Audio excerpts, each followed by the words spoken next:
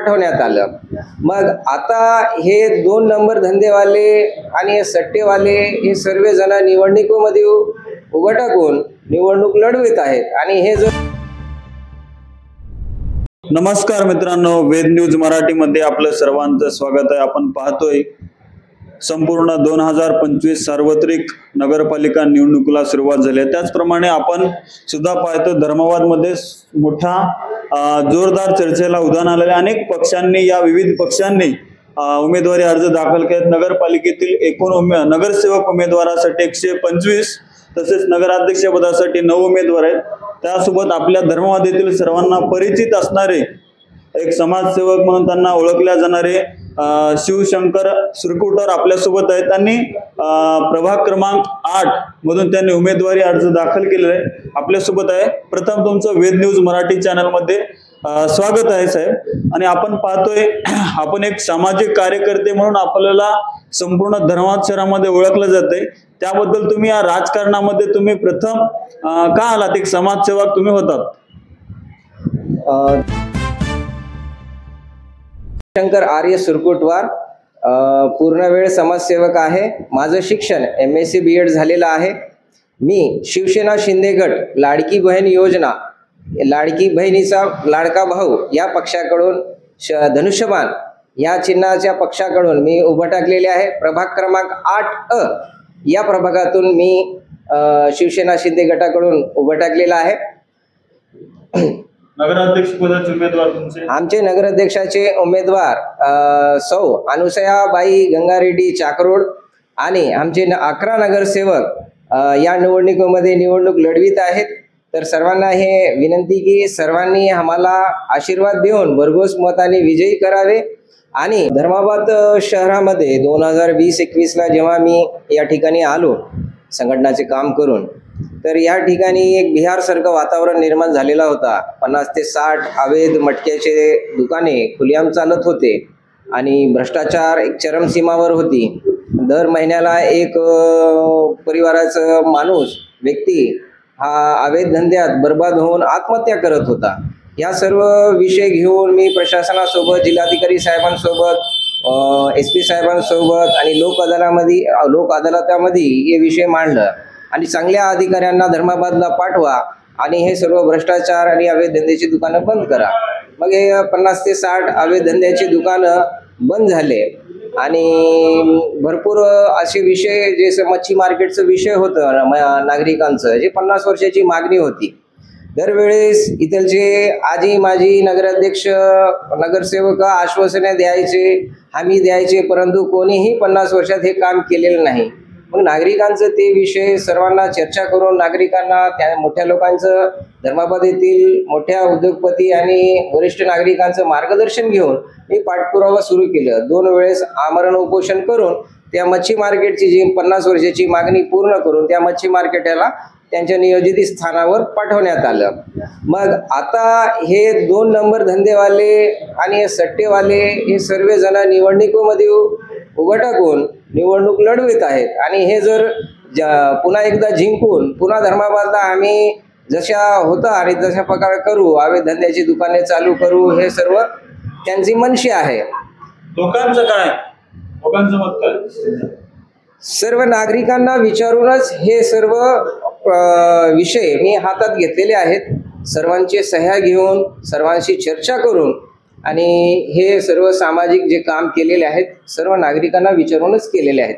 आणि प्रत्येक आंदोलनात भरपूर नागरिकांचे प्रतिसाद होता। भरपूर पक्षाचे लोक माझ्या आंदोलनात यायचे, फोटो काढून जायचे। पण त्यांना एकच प्रश्न विचारायचे आहे की जेव्हा खुलेआम हे मटक्याचे धंदे चालू होते, लोक आत्महत्या करून मरत होते, त्यावेळेस तुम्ही का पाठपुरावा केले नाही? का प्रशासनाला विचारलं नाही? का तुम्ही आंदोलन केले नाही? का तुमचं गाव नाही का हे? मग हे नागरिक तुमचे नाहीत का? धर्माबाद शहरामध्ये अनेक युवा रोजगार नाही त्यांना, तर रोजगारासाठी काय आपण उपस्थित कराल आपल्या पार्टीच्या वतीनं किंवा आपल्या वतीनं?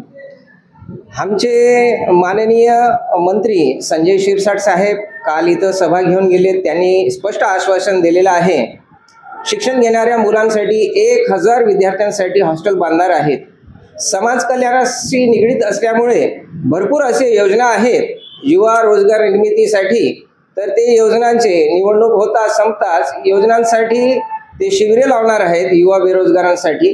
त्यामध्ये आम्ही सर्वप्रथम रमाईनगर, समतानगर, फुलेनगर, इंदिरानगर आणि आपले सरस्वती नगर, धर्माबाद शहर, बालापूरमध्ये जे वंचित आहेत, जे मागासवर्गीय आहेत, त्या क्षेत्रामध्ये हे शिबिर लावून तिथलचे जे बेरोजगार युवा आहेत, महिला आहेत, त्यांना नवीन रोजगार उत्पन्न करण्यासाठी, निर्मिती करण्यासाठी हे शिबिरे लावणार आहे. काल आपल्या मंत्री साहेबांना काही महिलांनी निवेदन दिलंय त्याच्यामध्ये की महिलांसाठी उद्योग काय असावं, तर आपलं काय त्यामध्ये महिलांसाठी आता सध्या 50% पुरुषांबरोबर योजनांचा लाभ भेटत आहे. एक विषय त्याच्यामध्ये हे आहे की समाज कल्याणाचे जे शिबिर आणि समाज कल्याणाचे अधिकारी या गोरगरीब नागरिकांजवळ अजून हे योजना घेऊन पोहोचलेले नाहीत आणि इथलचे जे प्रतिनिधी होते या अगोदरचे ते सुद्धा या विषयाचा स्वतः त्यांना अभ्यास नाही, ते नागरिकांनाही सांगता येत नाही त्यांना. तर वेगवेगळ्या प्रकारचे त्यांना गट कर्ज योजना 1 लाख रुपयाचा आहे, 5 लाख रुपयाची सरळ योजना आहेत, बँक कर्ज योजना आहेत. गट कर्ज योजनामध्ये 10 लोकांमध्ये 50 लाख रुपयाची तरतूद आहे. त्यामध्ये आमचं बोलणं भरपूर महिला संघटनाशी, बचत गटांसाठी बचत गट महिलांसोबत झालेली आहे. मिरचीचं जे व्यापार आहे त्यामध्ये सुद्धा हे 50 लाखाचं फंड घेऊन आपल्याला त्यामध्ये नवीन उद्योग निर्माण करता येते. वेगवेगळ्या प्रकारे शेळी पालन आहेत, भरपूर असे त्याच्यामध्ये योजना आहेत आणि त्यामध्ये सबसिडी सुद्धा आहे. मागासवर्गीय असेल तर 70% 80% सबसिडी आहे शेळी पालनामध्ये आणि 50% महिलांसाठी कोणत्याही योजनेला 50% सबसिडी आहे. 50%. त्याचप्रमाणे तुम्ही प्रभागामध्ये तुमचा जे 8 प्रभाग क्रमांक आहे त्यामुळे जनता जर तुम्हाला आशीर्वाद देईल तर तुम्ही जनतेसाठी काय प्रयत्न कराल? प्रभाग क्रमांक 8 मध्ये मी अभ्यास केलेला आहे. त्या ठिकाणी एकतर 40% लोकांजवळ रजिस्टर नाहीत, मालकी प्रमाणपत्र नाहीत आणि रस्त्याच्या वर नाळ्या वाहत आहेत. त्यांचा एकच आक्षेप आहे की या अगोदरचे जे नगरसेवक होते आजपर्यंत ते पाय ठेवले नाहीत. तर ह्या ठिकाणी भरपूर असं काम आहे त्यांच्यासाठी. मी मूळ हे काम आहे त्यांचं मालकी पट्ट्यांसाठी आणि मालकी पट्ट्याविषयी सखोल अभ्यास माझा झालेला आहे आणि निवडणूक संपताच आम्ही सर्व कार्यकर्त्यांमार्फत त्यांचे प्रस्ताव मागवून ते प्रस्ताव घेऊन आम्ही जिल्हाधिकारी साहेबांसोबत पाठपुरावा करणार.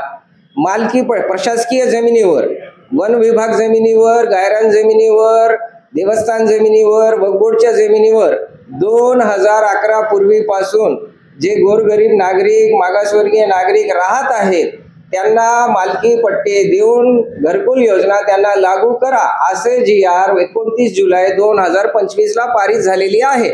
आम्ही त्या GRचं प्रत आणि प्रस्ताव आम्ही तयार केलेला आहे. निवडणुकीमुळे आम्हाला ते वेळ भेटले नाही. निवडणूक संपताच, निवडणुकीचं काही रिझल्ट राहू द्या, निवडणूक संपताच आमचे सर्व समाजसेवक कार्यकर्ते गोरगरीब नागरिकांच्या घरी घरी जाऊन प्रस्ताव तयार करून जिल्हाधिकारी साहेबांसोबत आम्ही पाठपुरावा सुरू करणार. जर त्या विषयामध्ये अजून काही प्रलंबित काही विषय आले, असे काही विषय आले तर आम्ही त्यांच्यासाठी 8-10 दिवस आंदोलन सुद्धा करण्यास तयार आहोत. त्याचप्रमाणे बाळापूर येथील स्मशानभूमीसाठी आपला काय संघर्ष होता? मी 2020-21 ला जेव्हा मी आमच्या गावाला परत आलो म्हणजे सेवा कार्य संघटनासोबत पूर्ण करून, तर आमचे बाळापूरचे एका मित्राचे वडील त्यांच्या अंतिम संस्कारामध्ये मी गेलो होतो. तर एका नाळीच्या बाजूला एक टेकडी आहे, त्या ठिकाणी अंतिम संस्कार होत होता. तर मग असं का तुम्हाला शमशानभूमी नाही का, निर्माण केली नाही का? तो सांगते की बाबा आमच्यासाठी शमशानभूमी, सार्वजनिक शमशानभूमी कोणी बनवलेला नाही. शेताच्या कड्याला नाहीतर नालीच्या बाजूला असा अंतिम संस्कार व्हायचे. ते बघून मी प्रशासनासोबत पाठपुरावा केली. 625, 626, 627 मोजे बाळापूर येथील या गायरान जमिनीमधून 5 एकर जमीन द्यावे अशी मी त्यांना विनंती केलो. नंतर त्यासाठी आंदोलनही झालं. मग प्रशासनामार्फत आपल्या शिंदे साहेब जे तहसीलदार साहेब होते त्यांनी आदेश दिलेला आहे. त्यांचे आदेशपत्र घेऊन जिल्हाधिकारीला ते पत्र गेलेलं आहे आणि 5 एकर जमिनीची मोजणी होऊन त्याचं प्रत, त्याचा नकाशा नगरपालिकेला सोपवण्यात आलेला आहे. नगरपालिका प्रशासन आता अ ब क ड मधीचे जागा कन्वर्ट करून तिथे शमशानभूमी निर्माण करण्यात येईल हे काम आम्ही सर्व समाजसेवक मिळून हे कार्य पूर्ण केलेलं आहे. सर्वप्रथम तुम्ही हरिद्वारला श्री रामदेव बाबाकडे गेला होता, त्याचं काय उत्तर? तुम्ही तिथे समाजसेवा करून परत पुन्हा इथं आलात. 2011 पूर्वी भारतामध्ये प्रत्येक असं मोठ्या मोठ्या शहरात महिलांचे बलात्कार व्हायचे. बॅटल सिटी दिल्लीमध्ये निर्भयाचे बलात्कार एका बसमध्ये झाले. भरपूर दिवस आम्हाला झोप आली नाही ह्या विषयानं. आणि आपल्या बॉर्डरवरती जे जवानांचे मुंडके कापायचे पाकिस्तानी आणि घेऊन जायचे त्यांच्या इकडे, हे सर्व गोंधळ बघून आणि प्रत्येक ठिकाणी भ्रष्टाचार चरमसीमावर होते भारतात. हे सर्व गोंधळ बघून मला सहन झालं नाही. सर्व काही सोडून म्हणजे जीवन सोडून बाबा रामदेवचे जे आंदोलन आहे भ्रष्टाचाराच्या विरोधात आणि कालाधनच्या विरोधात आणि सत्ता परिवर्तन करण्यासाठी मी घरदार आणि माझं संपूर्ण जीवन समाजसेवेसाठी समर्पित केलं. आणि पूर्ण भारतभर जिल्हा जिल्हा दोनदा म्हणजे 2014 आणि 2019च्या इलेक्शनमध्ये काँग्रेसला सत्ता परिवर्तन करण्यासाठी, काँग्रेस मुक्त भारत करण्यासाठी माझं प्रचार प्रसार चालू आहे. आज सुद्धा आम्ही तेच कार्य करत आहे. या भ्रष्ट लोकांना राजकीय पक्षातून कोणत्याही दलातून काढायचा आमचा प्रयत्न चालू आहे. सत्तेत जर आम्ही असल्या तर मी पूर्ण वेळ आहे, मला परिवार नाही, अविवाहित आहे, सर्व जीवन माझं नागरिकांसाठी समर्पित आहे. जर तुमचा आशीर्वाद राहील तर नागरिकांचे विषय घेऊन जे मी प्रशासनाकडे जातो तर ते कामं लवकर होतील. नाहीतर जे काम मी नागरिकांचं करत आहोत त्याला वर्ष दीड वर्ष मला पाठपुरावा करावा लागत आहे. त्यामुळे मी सर्व नागरिकांना, रत्नागिरी, बाळापूर, धर्माबाद शहरातील सर्व माझ्या मित्र बांधवांना अशी विनंती करतो की सर्व समाजसेवकांना शिवसेना धनुष्यबाण नगराध्यक्ष व 11 नगरसेवकांना भरघोस मतांनी विजय करावे ही नम्र विनंती. त्याचप्रमाणे आपण पाहतोय खरोखरच एक सामाजिक कार्यकर्ते म्हणून त्यांना शिवशंकर सुरकोटार यांचे नाव आहे आणि त्यांनी 8 प्रभाग क्रमांक 8 पर्यंत त्यांनी उमेदवारी जाहीर. संपूर्ण धर्माबाद तालुक्यामध्ये जिल्ह्यामध्ये संपूर्ण त्यांचा परिचय आहे. एक सामाजिक कार्यकर्ते म्हणून ओळखले जातात. त्याचप्रमाणे खरोखरच जनता त्यांना आशीर्वाद देईल का आणि त्यांनी नगरपालिकेमध्ये त्यांनी सत्ता स्थापन करतील का, हे सर्व प्रभागातील सर्वांचं लक्ष लागलेलं आहे. खरोखरच साहेब तुमचं वेद न्यूज मराठी चॅनलमध्ये आपलं मनपूर्वक स्वागत आहे. आपल्याला पुढील कार्यास मनपूर्वक शुभेच्छा. धन्यवाद. जशास तसे ताज्या घडामोडी पाहण्यासाठी व आपल्या परिसरातील बातम्या प्रसारित करण्यासाठी आजच आमच्या चॅनलला सबस्क्राईब आणि लाईक करायला विसरू नका. संपर्क करा वेद न्यूज मराठी, सिद्धेश्वर मठपती, मुख्य संपादक.